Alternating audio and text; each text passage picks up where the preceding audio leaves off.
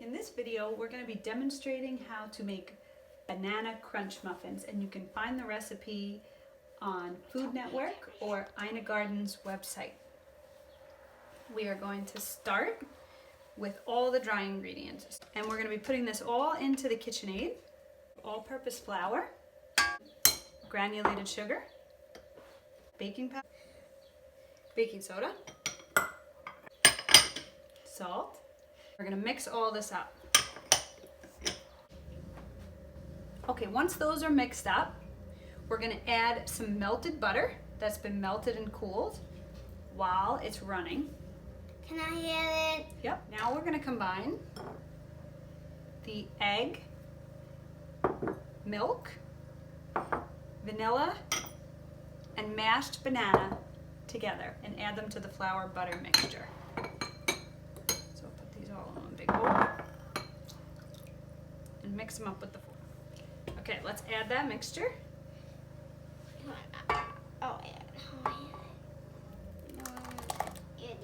Mixture into that. We'll make sure we get all of that. Open it out.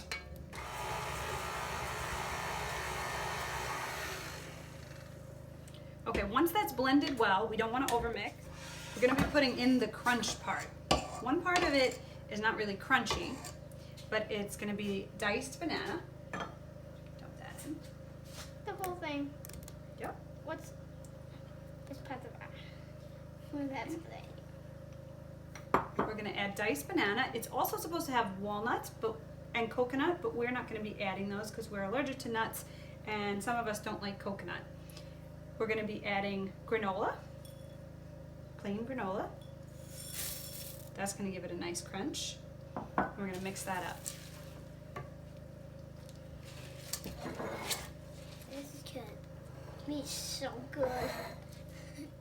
And on top of each one, we have some chopped up banana chips that we're going to put on top for even more crunch. You could also put more walnuts and coconut on top if you wanted to add that. We're going to bake this at 350 for 25 to 35 minutes for larger muffins, and for these we're probably going to do 15 to 20 and check them then.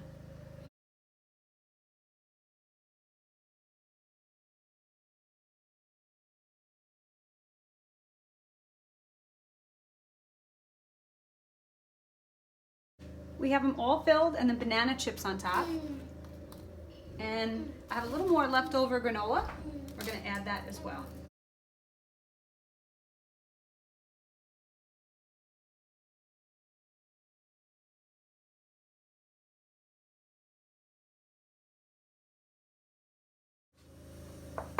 Wow, these are out of the oven and they smell amazing. We were a little messy on some of these, overfilled them.